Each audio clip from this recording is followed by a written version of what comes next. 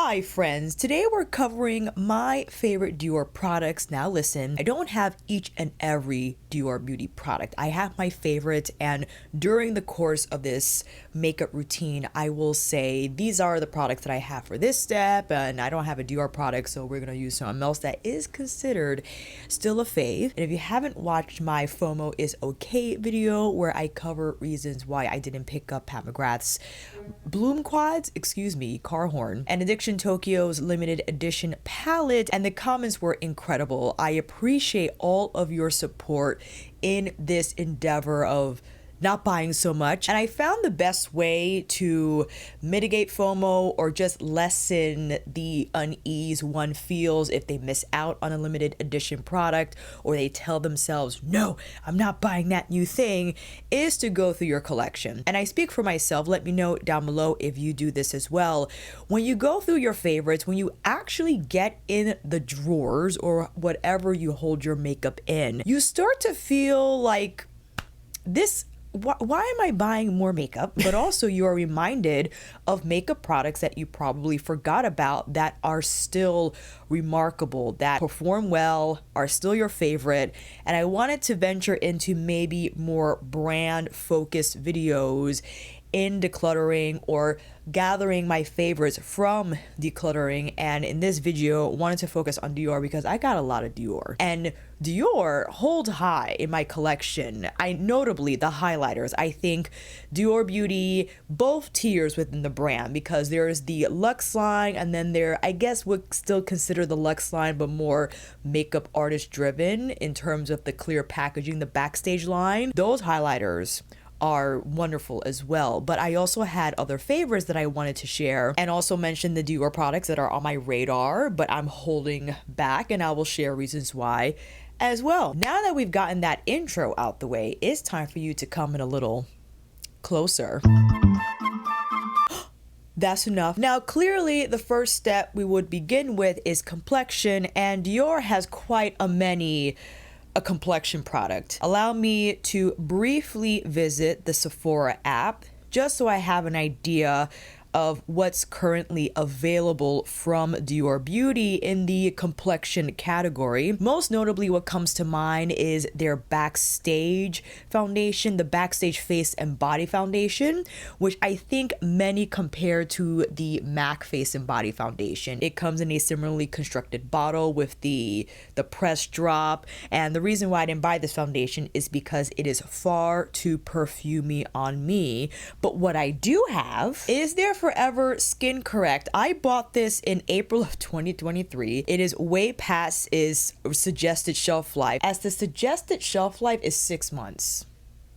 As of now, it doesn't smell bad, but it does have a fragrance to it, and I cannot recall if this formula was changed, modified. I remember a comment mentioning that the Forever Skin Correct is not the same that released a few years ago, but nevertheless, I still have it. And of course, my beloved Star Filter, which I might mix with the Skin Correct. This is in the shade 4N, and the reason why I adore the Skin Correct is because of its fluid texture.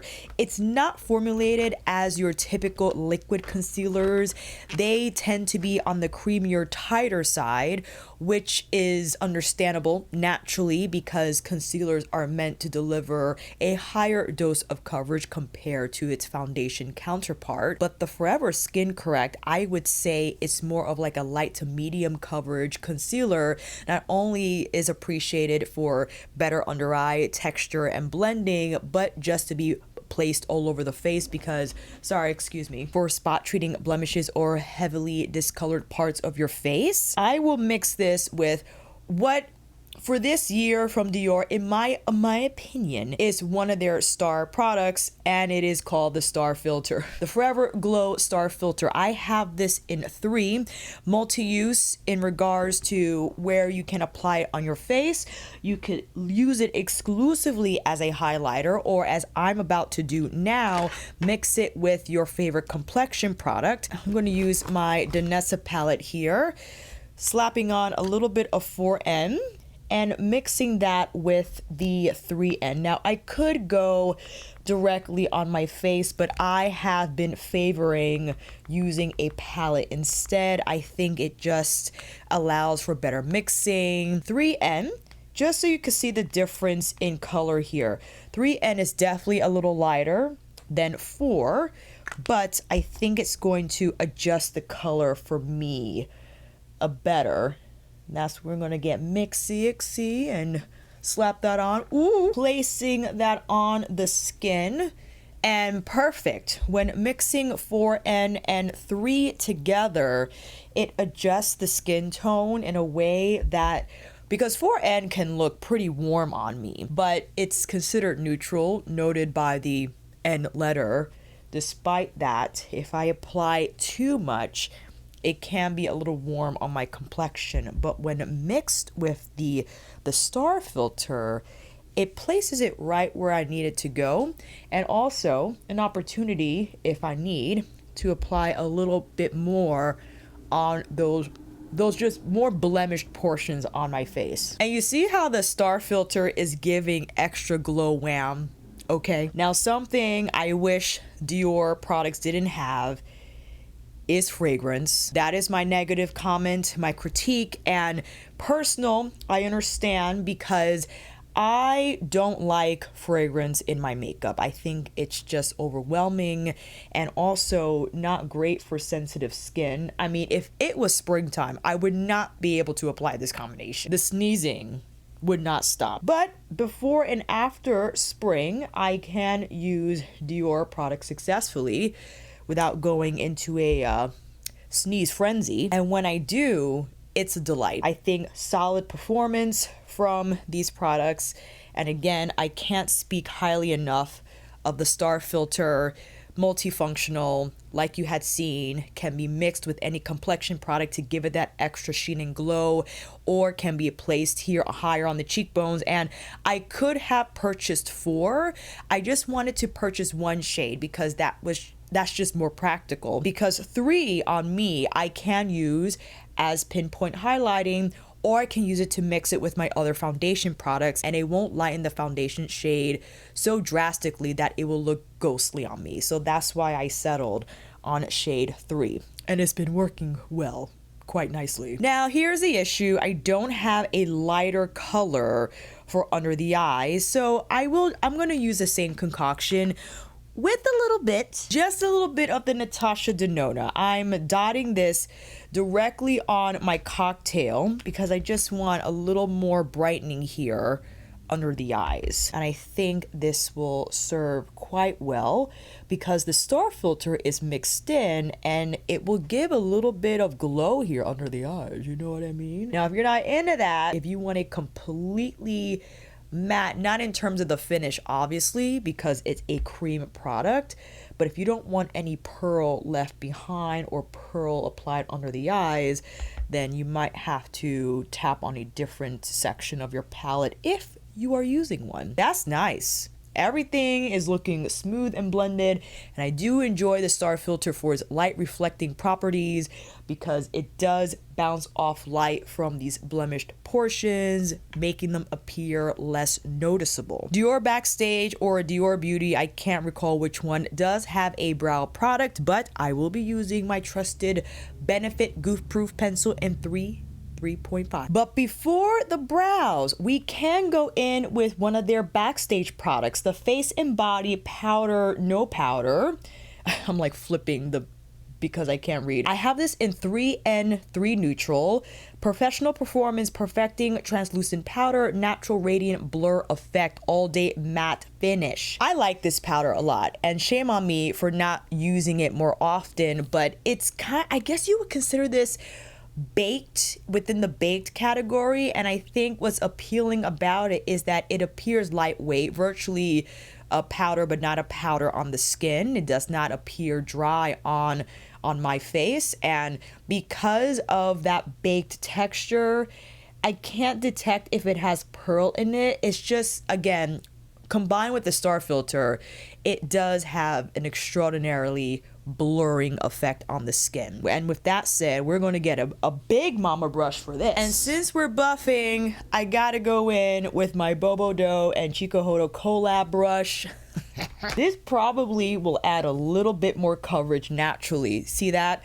It doesn't look completely flat. There is some sheen, but the reason why I insist on using a dense brush such as this one that is a mix between Tuckahoe Goat and Silver Fox hair is that blurring like powders that might have a little bit of sheen left behind, I think best buffed in the skin in this manner so you don't detect those particles on the face. So that is looking smooth. The color is perfect. It doesn't distort what I applied previously.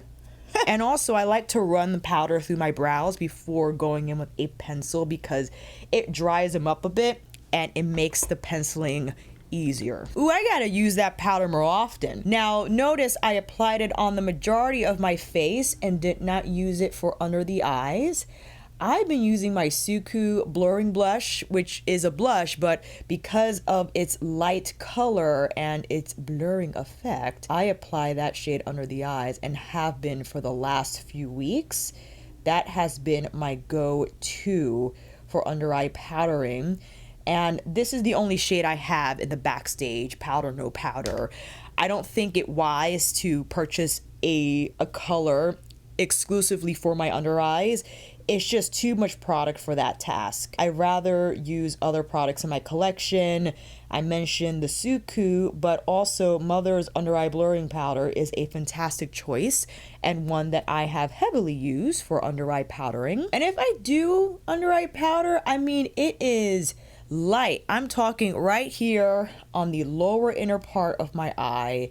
I don't bake anymore. Rare that I use loose powder. My goodness, I remember how I used to pack that ish on. And I understand maybe from a photo perspective that you need that much, but I don't know, man. I haven't been taking that step. I haven't been using a lot of powder under the eyes. I wonder if Dior has, I think they do, like an under eye powder, not from their Backstage line, but from their main Luxe line, which I'm sure is beautiful, but I don't feel inclined to buy another pressed powder because my goodness, when I went through my, I guess, fourth declutter, as you know, maybe you don't know, decluttering does not happen in one day. It happens over the course of several days because sometimes you just need a break with the purging.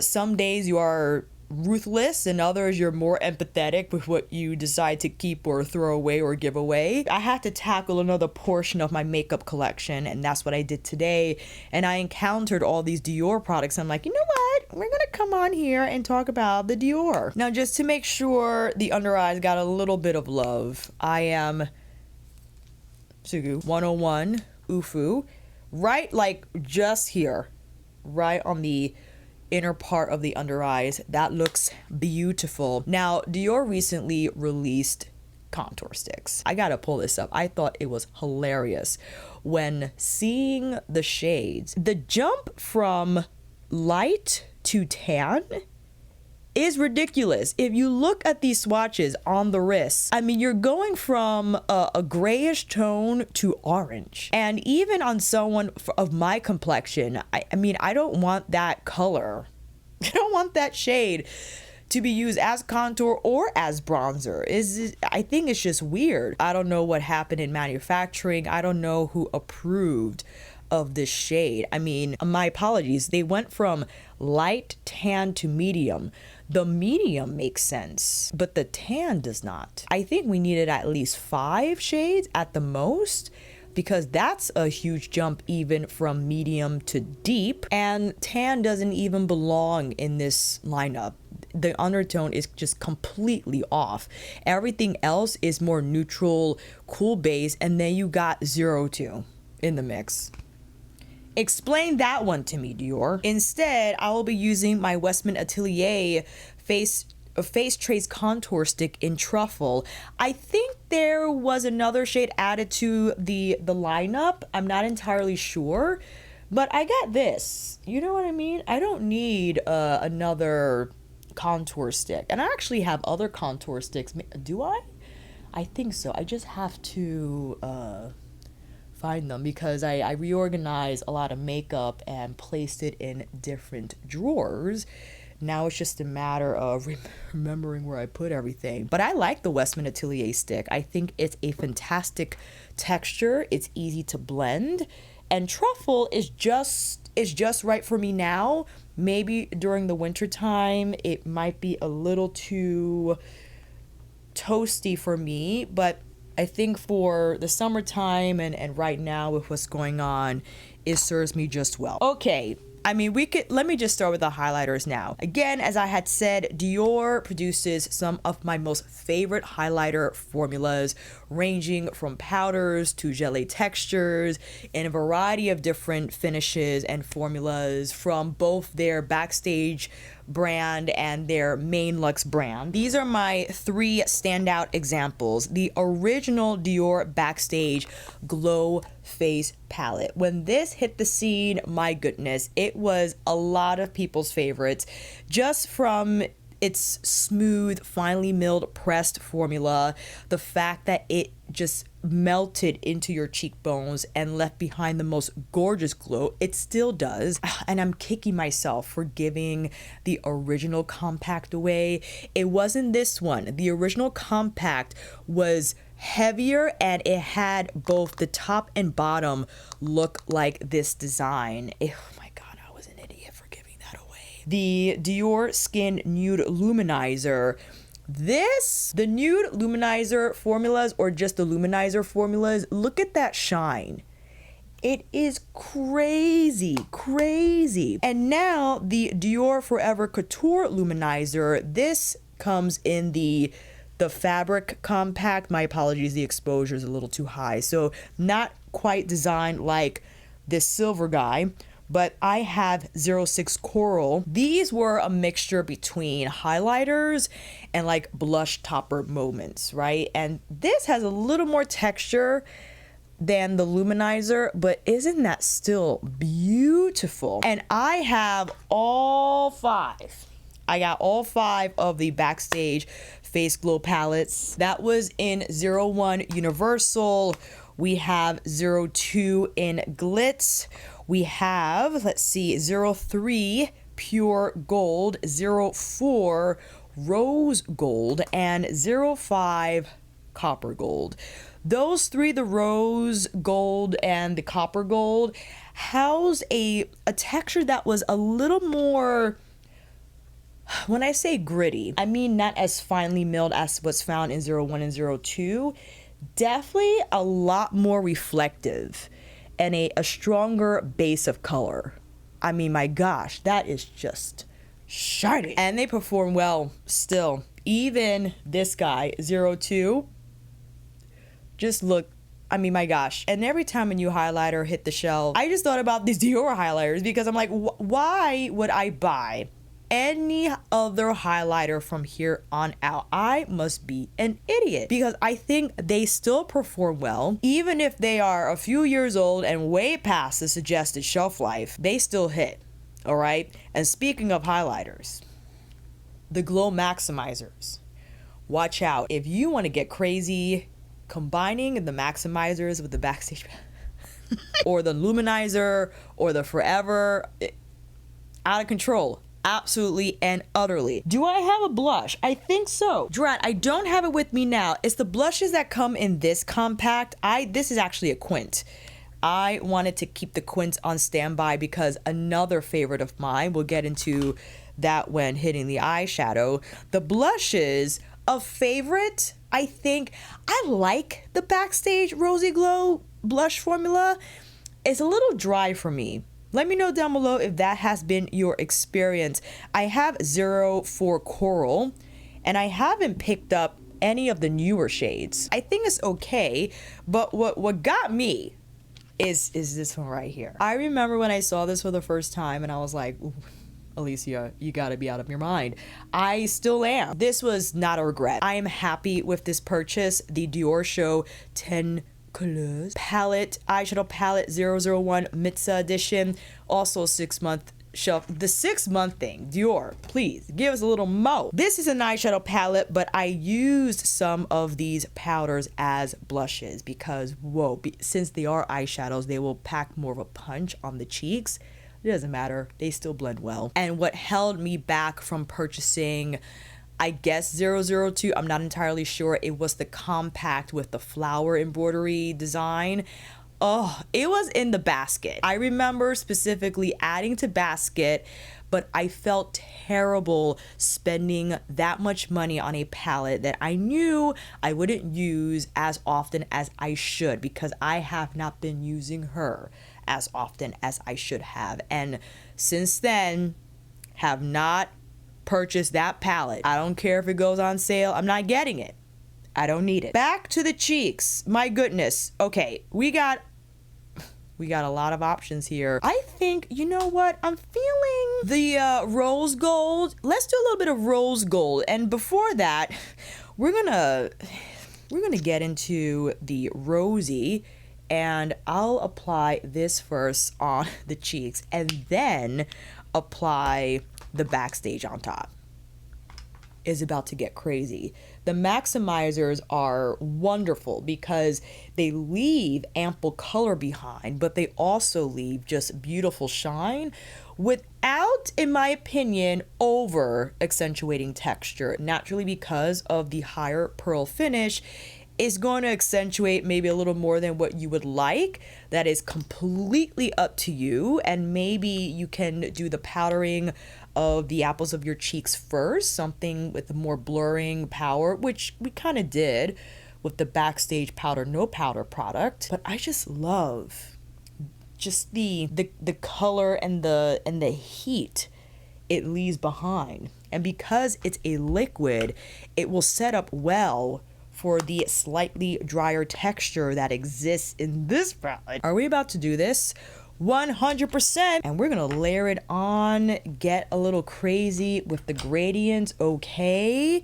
For instance, definitely using the lighter shade, and we can mix them both. On the I keep underestimating these highlighters. Shame on me. As you clearly see, you don't need a lot.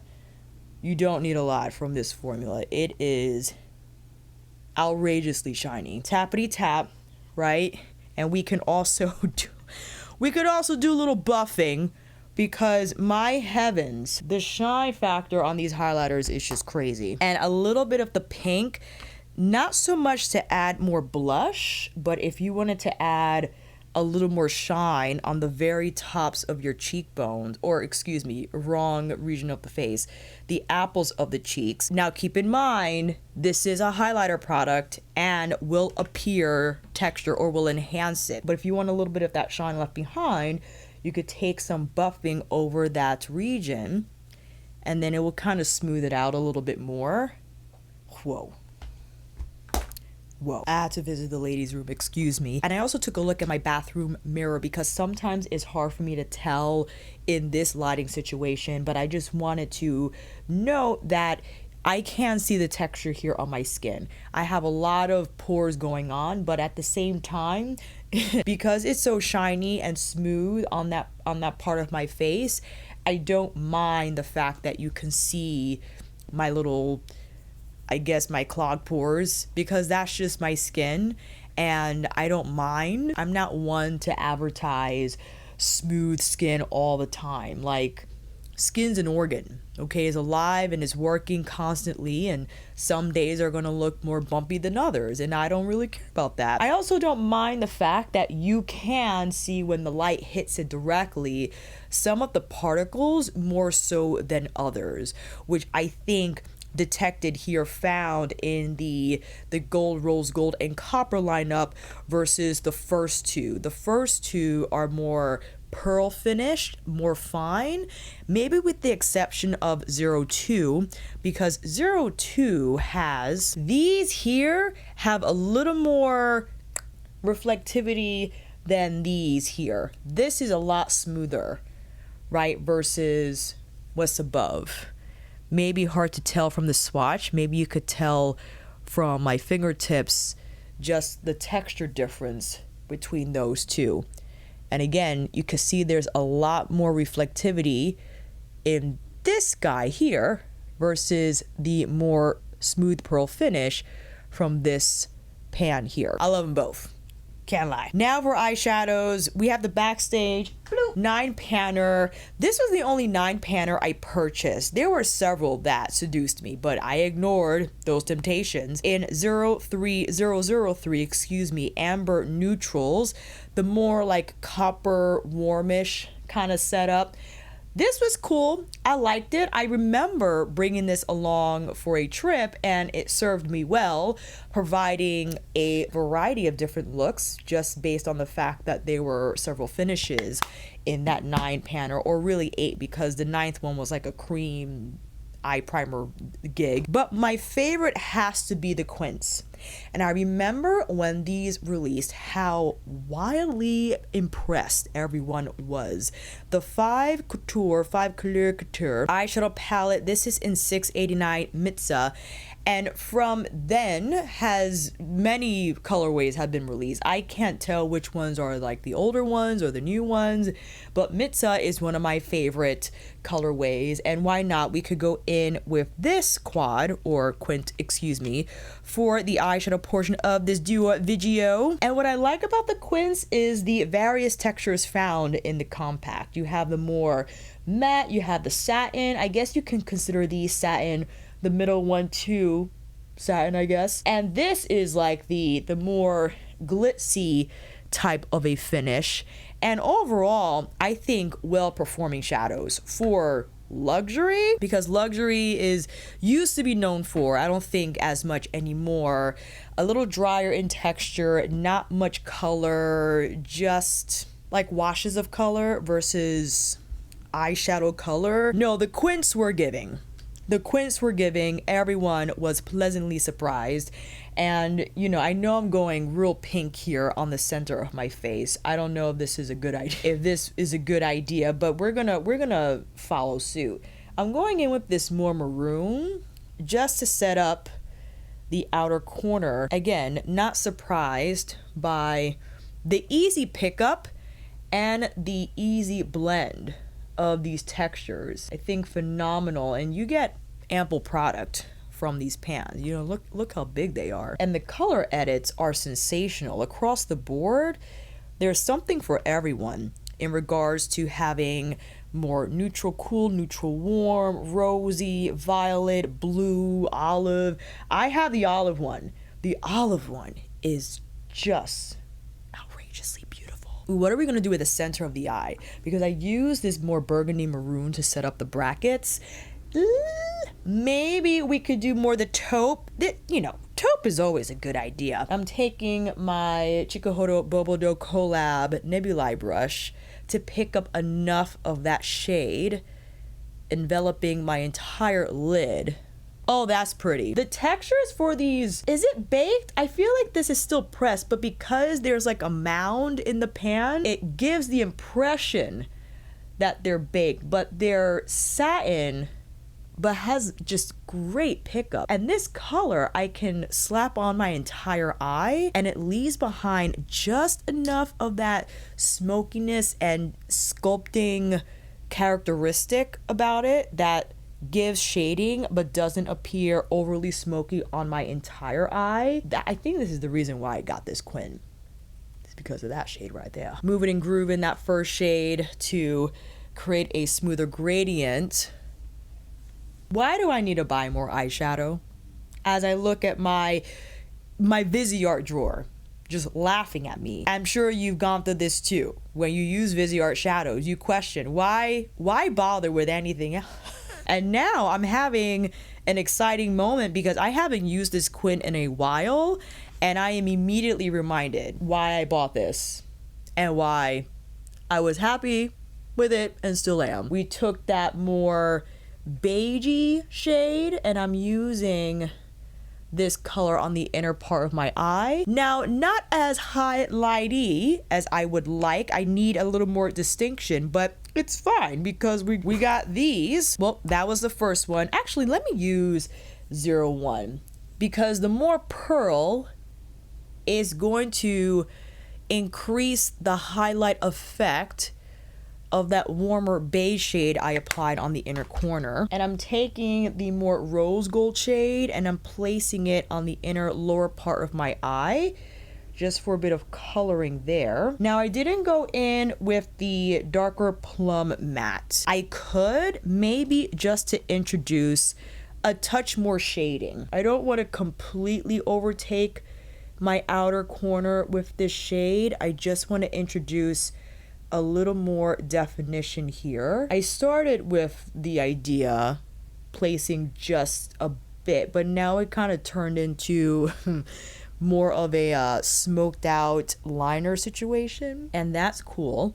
I'm tapping along the lash line here, creating a little more intensity and whipping it out softly, not for it to look sharp, although that's kind of what happened. If you ever run into this issue, fam, just kind of tap with your finger and go from there. Unfortunately, I took it further out than I would have liked, which means I have to replicate kind of the same on this eye so they don't look too crazy. My original plan was just to keep the shading tighter to the end of my lash line, but it's okay.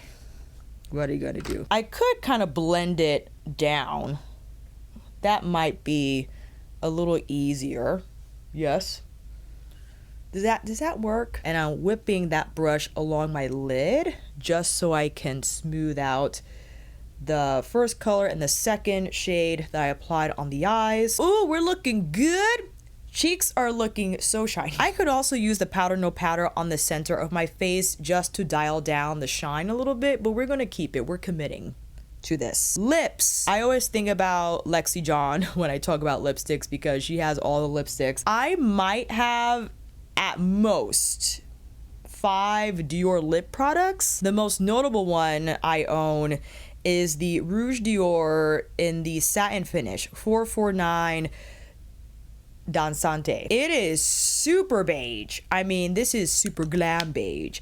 I'm not well versed with the Dior lipsticks. I know of several of their different formulas in the lineup, and I'm thinking like the lip oils are super popular, but I'm not gonna buy a lip. They're mattes, they're satin as I have here, they're in betweens. But for the sake of the Dior video, I will use my Lisa Shape and Sculpt in 1N. Oh. That's light. That's light. But hopefully the 1N is toning it down a little bit. I actually might have to use 2N. That's better. I think 2N anchors the color better on me. Sure, maybe I wish I had a gloss. Maybe I wish I had a gloss because the cheeks are looking glossy. Maybe I would have liked the lips to appear glossy as well, but it's fine. We're gonna keep it like that, apply some lashes, and be back for the final look. And here is the finished look with a few close-ups because we applied a bunch of cheek products from Dior on our face, if you were joining in on the fun. And if texture is a concern for you, of course you can dial back the amount of products you apply on your cheeks, the type of textures, formulas that you decide to apply on your cheeks. Overall though, I am happy with my Dior products and they easily find themselves in my favorites or on my favorites lists in various categories. The Forever Correct, even if the Forever Correct was reformulated and maybe not be as good as the first round, I can't recall the differences. My apologies, fam. The Forever Correct right now works just fine. It's smooth, it's silky, it's lightweight, light to medium coverage. The Star Filter, how many times am I going to gush about that product for crying out loud? It will end up on my end of faves list for sure because of its versatility and just unparalleled formulation. The fact that it can be mixed with anything and the finish left behind is blurring and glowy. You could adjust as you like, apply more, apply less. The highlighter the blushes. Yes, I have Dior blushes. I'm sorry for not using it in this video because they are in my drawers. I did run by them. I wanted to showcase the Maximizer product because that is one of their most recent products added to their lineup, and for sure one of their best ever. They have a wide range of shades in the Maximizer lineup, from light pearl to bronzy. You cannot go wrong with that product. And the Backstage highlighter compacts, the Face, Body, and Glow compacts, again, one of Dior's best, alongside their other highlighter formulas, the Dior Couture. Am I making stuff up? Probably. The Couture, or excuse me, the Luminizer, the Forever Couture, and the eyeshadows. The Quints, they're my favorite. I like them better than the Backstage eyeshadow palettes. The Backstage eyeshadow palettes are okay. Nothing extraordinary in my opinion. I think they're solid, but there is an elegance and sophistication, I think, in the color choices found in their Quints that don't exist in the 9-pan palettes. Maybe I'm wrong because I only have one, but let me know what your experience has been between the two. As of now, as I feel right now, I love the Quints better because they're just more curated and I feel they're more special, and the formula cannot be beat, especially for a luxury brand. And the lipstick, Dansante I always return to because it is that light beige shade that works well with the more neutral brown lip liner. This is teetering on 90s territory, I should say, when it comes to the lip look. The matte brown liner with the beigey center, very much from that era, and I think, yes, more appropriate that it stays satin. In this case, I would consider more matte because it's not as shiny. I probably should not put a lip gloss on this. I should just keep it as it is. So that is it, family. I hope you enjoyed watching this video, and I hope it inspired you to not necessarily throw stuff away or give stuff away, but just to revisit your collection, see what you have, revisit favorites that you might have forgotten and now are reunited with, and enjoy them again as if you purchased something new. I can't begin to tell you how enjoyable this process has been using these products, and again, the satisfaction I gain from using makeup that I already have, that I absolutely love, cannot be beat. And it's a reminder also that if I want to buy something, new, I have to ask myself, do I really need it? Is it because it's pretty? Is it because I know it will look beautiful?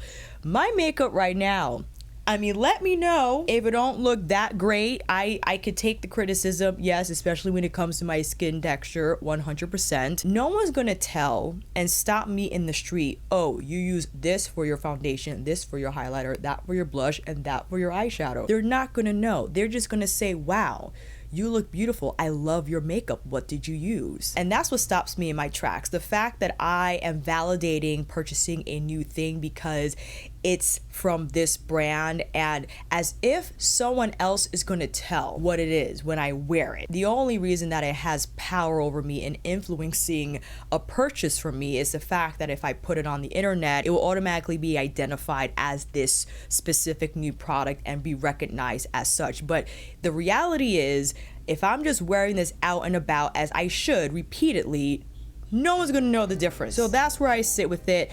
Hopefully you enjoyed this video, and if you did at any point over the entirety of it, make sure you like it, hit the subscribe button if you would like to see more from me on your recommendations list. Maybe share with a friend, make sure you comment down below, and I will see you again in the next one.